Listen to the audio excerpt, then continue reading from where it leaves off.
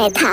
गेंदा सेठ की पत्नी रोंदू के साथ रसोई घर में बर्तन साफ कर रही थी कि तभी गेंदा सेठ की आवाज उन दोनों के कानों में टकराई। अरे रोंदू कहाँ मर गया रे? अरे जल्दी से इधर आ। अरे जाकर देख, अब क्या आफत आ गई। लेकिन मालकिन, ये बर्तन आप अकेले कैसे धोएंगी? जाकर पहले उनकी सुन, कहीं रसोई घर में ना घुसे चले आए। रोंदू भागते हुए गेंदा सेठ के कमरे में गया। क्या हुआ मालिक? क्या हुआ? अरे ये पूछ, क्या नहीं हुआ? मैं कुछ समझा नहीं मालिक। क्या तुमने और मेरी पत्नी ने आज रात का भोजन नहीं बनाया क्या? ये कैसी बातें कर रहे हैं मालिक? आपके कहने पर तो आज पनीर के पराठे दही बड़ों के साथ बनाए थे और साथ में पनीर पुलाव भी बनाया था।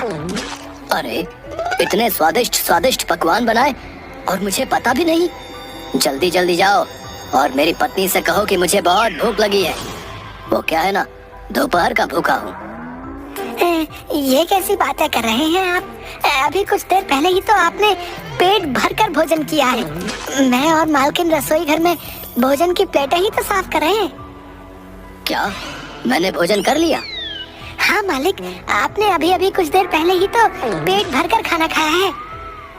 तो फिर मुझे कुछ याद क्यों नहीं आ रहा? मेरे पेट में चूहे क्यों दौड़ रहे हैं? अरे आपके पेट में तो हमेशा चूहे ही दौड़ते रहते हैं। पता नहीं आपके ये पेट में चूहे कब शांत होंगे। रोंदू ने इतना कहा ही था कि तभी गेंदा सेठ की पत्नी गुस्से से पैर पटकते हुए आई।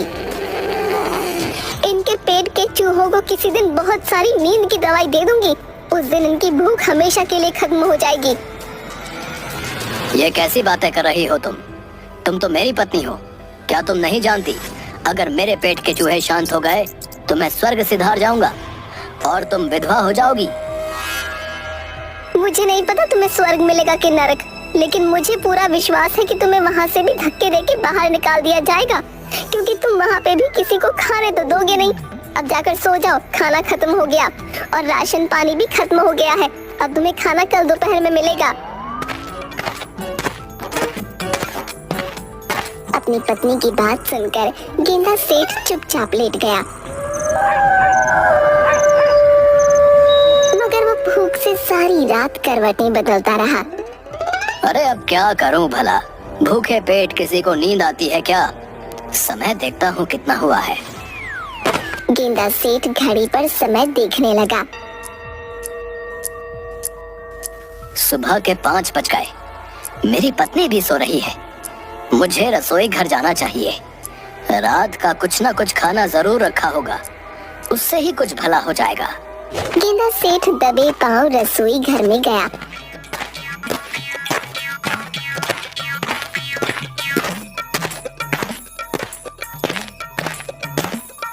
मगर उसने देखा रसोई घर के बर्तन साफ पड़े थे।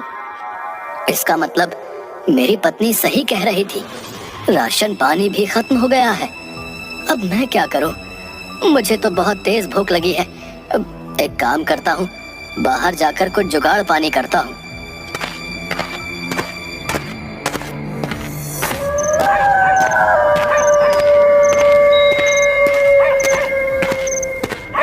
इधर गेंदा सेठ जैसे ही अपने घर से बाहर निकला, उधर आकाश में यमराज चित्रगुप्त के पास आकर बोले, लाओ चित्रगुप्त, आज की लिस्ट जल्दी से मुझे पकड़ा दो। मैं सारा काम निपटा कर जल्दी ही आ जाऊंगा। ये लीजिए यमराज, आज आपको सिर्फ एक ही व्यक्ति की आत्मा को यहाँ पर लाना है। क्या? सिर्फ एक ही व्यक्ति की आत्मा? और वो भी पूरे धरती लोक में? ये तुम कैसी बातें कर रहे हो चित्रगुप्त?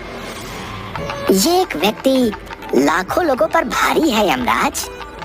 ये वही व्यक्ति है जिसने पिछली बार आपको हरा दिया था।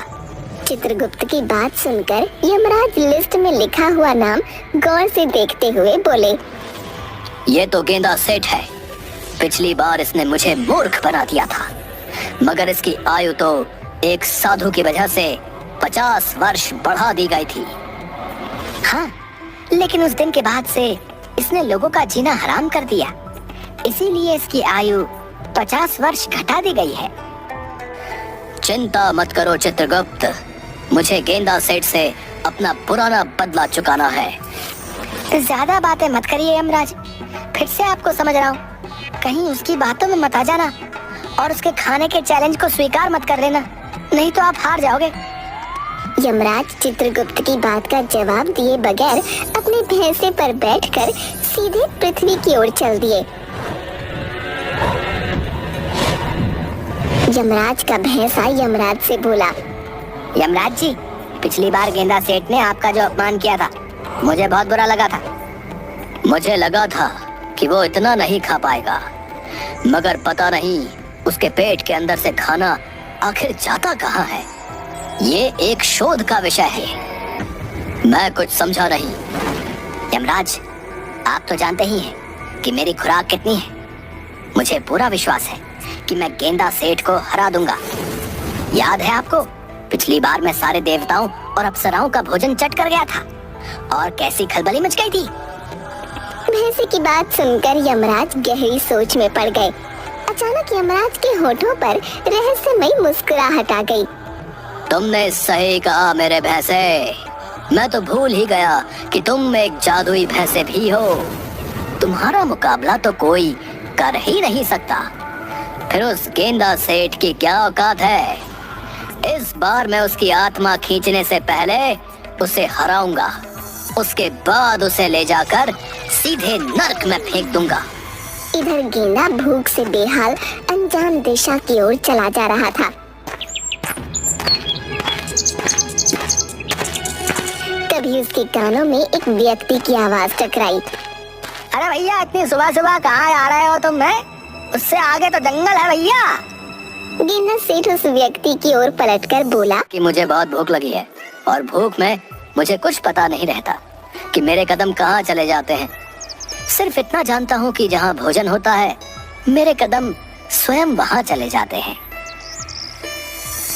तुमने बिल्कुल सच कहा भैया। दरअसल मैंने भगवान से एक मन्नत मांगी थी जो कि पूरी हो गई, इसीलिए मैं गांव में प्रसाद बांटने के लिए निकला हूँ। अच्छा हुआ सबसे पहले व्यक्ति तुम ही निकले। अच्छा, जब ही कहूँ कि मेरी नाक में ये सुगंधित खुशबू कहाँ से टकरा रही है। कहाँ है प्रसाद? वहाँ पर बैठ जाओ।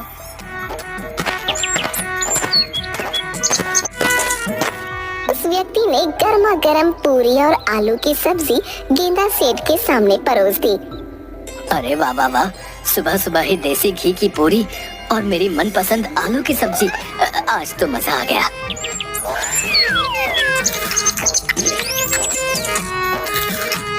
गेंदा सेठ पूरी और सब्जी खाकर बोला, और दीजिए ना, इससे तो मेरा कुछ भी भला नहीं हुआ।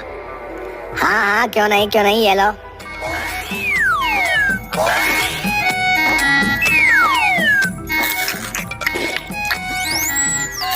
गेंदा सेठ कुछ ही देर में 150 पूरियां खा गया। अब लग रहा है जैसे कि पेट में कुछ जा रहा है, और लाओ ना। आखिर तुम कौन हो भाई? हैं? मैंने गांव में प्रसाद बांटने के लिए 200 पूरियां बनवाई थी, 150 तो तुम ही खा गए। अरे तो तुम्हारी पूरी 50 पूरियां बची है ना, तुम अब उसे बांटकर क्या करोगे? वो भी मुझे दे दो, भगवान बहुत प्रसन्न होंगे तुमसे। उस व्यक्ति ने क्रोधित होकर वो 50 पूरियां गेंदा सेठ को पकड़ा दी और गुस्से में पैर पटकता हुआ दूसरे व्यक्ति से बोला, भैया, ये आदमी है या यमराज का भैंसा? पूरी 200 पूरियां खा गया। अब मैं मंदिर के बाहर प्रसाद कैसे बांटूंगा भैया? आपको 200 पूरियों का इंतजाम दोबारा करना होगा। तुम सही कह रहे हो भैया, मैं और प्रसाद तैयार करवाता हूँ जब तक तुम मंदिर पहुँचो। इतना कहकर वो दोनों व्यक्ति अलग अलग दिशाओं में चले गए। गेंदा सेठ खाते हुए उन सबकी बातें गौर से सुन रहा था। अरे वाह, फिर तो मजा आ गया। मंदिर में भी सारी पूरियां मैं ही खाऊंगा। किसी भूखे को भोजन कराना कितना पुण्य का काम होता है। भगवान इस व्यक्ति से बहुत ज्यादा प्रसन्न हो जाएंगे। कुछ घंटे बाद गेंदा सेठ धीरे धीरे कदमों से मंदिर की ओर बढ़ा, जहाँ पर वही दोनों व्यक्ति प्रसाद बांटने की तैयारी कर रहे थे। अरे तुम यहाँ क्यों आए हो? अरे तुम ही तो बातें कर रहे थे कि तुम मंदिर में भी प्रसाद बांटोगे। तो सोचा कि मैं भी थोड़ा सा प्रसाद चख लूं। भैया भगवान के वास्ते यहाँ से चले जाओ भैया। और भी बहुत से लोग प्रसाद खाना चाहते हैं, कम से कम उन्हें तो खाने दो। तुम मेरा अपमान कर रहे हो। तुमने भगवान से मन्नत मांगी थी प्रसाद बांटने की, और देखो मैं तुम्हारा प्रसाद खाना चाहता हूँ, मगर तुम मुझे अपमानित करके भगा रहे हो। देखना, ईश्वर का प्रकोप बहुत जल्दी तुम पर टूटेगा। गेंदा सेठ की बात सुनकर वो व्यक्ति बुरी तरह से डर गया। अरे भैया, अरे रुको रुको, लो लो लो, पहले तुम ही प्रसाद चख लो भैया।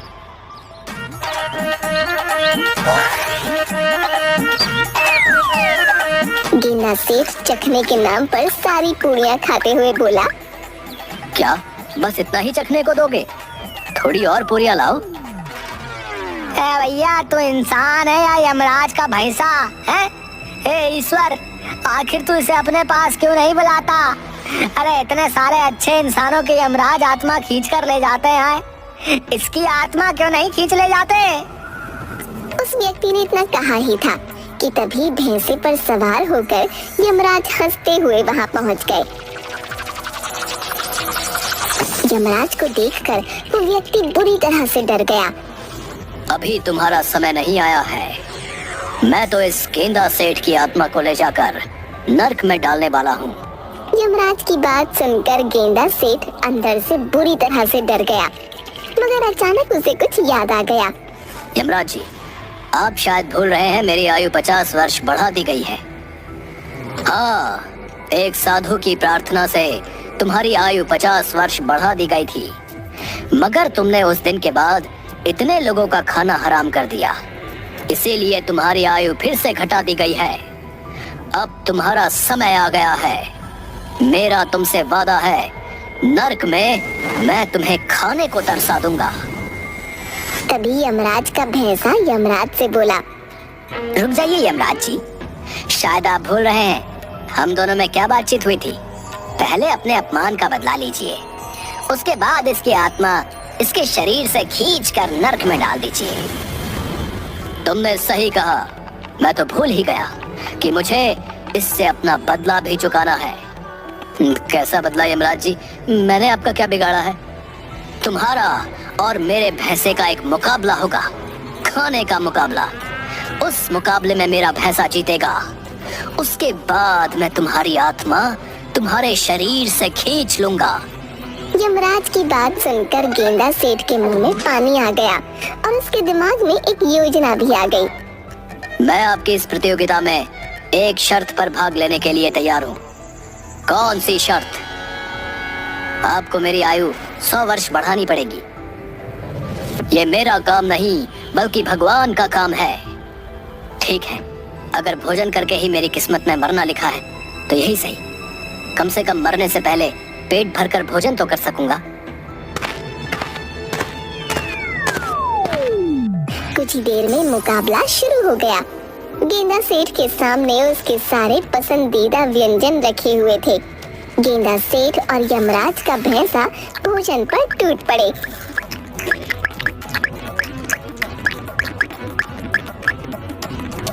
यमराज जी, सारा भोजन खत्म हो गया, मगर मुझे अभी भी बहुत तेज भूख लग रही है। जल्दी से और बहुत सारा भोजन मंगवाइए ना, उसके बाद मुझे आपके साथ भी चलना है। अरे ये इंसान है या कोई बवाल? मेरा पेट तो बुरी तरह से भर चुका है। आखिर मैंने यमराज जी के सामने इतनी बड़ी बड़ी बातें क्यों कर दी? कुछ ही देर में बहुत सारा भोजन गेंदा सेठ के सामने लग गया। गेंदा सेठ देखते ही देखते सारा भोजन चट कर गया। यमराज जी, अभी मेरा कुछ भी भला नहीं हुआ। गेंदा सेठ की बात सुनकर यमराज क्रोधित हो गए और गुस्से से गांव शहर का सारा भोजन लाकर गेंदा सेठ के सामने रख दिया। खाओ इसे, आज मैं देखता हूँ तुम्हारी भूख मिटती है या नहीं। मेरा भैंसा भी कम नहीं है। देखना गेंदा, मेरा भैंसा ही जीतेगा।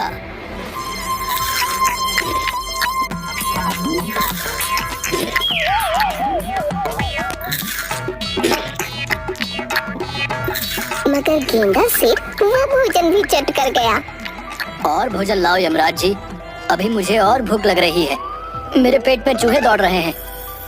बस अब मैं भोजन का एक निवाला भी नहीं खा सकता। अगर मैंने एक निवाला भी खाया तो मैं गिर जाऊंगा। अब मैं क्या करूं? तभी यमराज के कानों में एक आवाज टकराई। गेंदा सेठ की आयु 50 वर्ष और बढ़ा दी गई है, क्योंकि इसकी भूख कोई नहीं मिटा सकता। मुझे डर है कहीं ये सारे पृथ्वी वासियों का भोजन ही ना खा जाए। तुम वापस आ जाओ। गेंदा सेठ, तुम्हारी आयु फिर से 50 वर्ष बढ़ा दी गई है, लेकिन मुकाबला अभी खत्म नहीं हुआ। यमराज ने इतना कहा ही था कि तभी यमराज का भैंसा बेहोश होकर गिर पड़ा। मगर गेंदा सेठ भोजन खाने में व्यस्त रहा।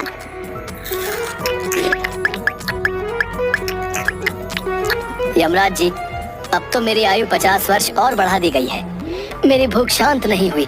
मुझे और भूख लग रही है। जब मैं खुश होता हूँ ना, तो मैं और ज्यादा खाता हूँ। और भोजन मंगवाइए। पापी दुष्ट इंसान, तेरी वजह से मेरा भैंसा बेहोश हो गया। अब मैं कैसे जाऊंगा? कुछ देर बाद यमराज के भैंसे को होश आ गया। आज जा रहा हूँ गेंदा, लेकिन याद रखना, मैं तुम्हें भूलूंगा नहीं। 50 साल बाद आऊंगा। यमराज जी, चला नहीं जा रहा। हाय, पेट फटने को हो रखा है। मर गया।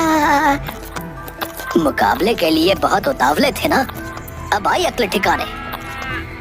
इतना कहकर यमराज अपने भैंसे के साथ वहां से चले गए।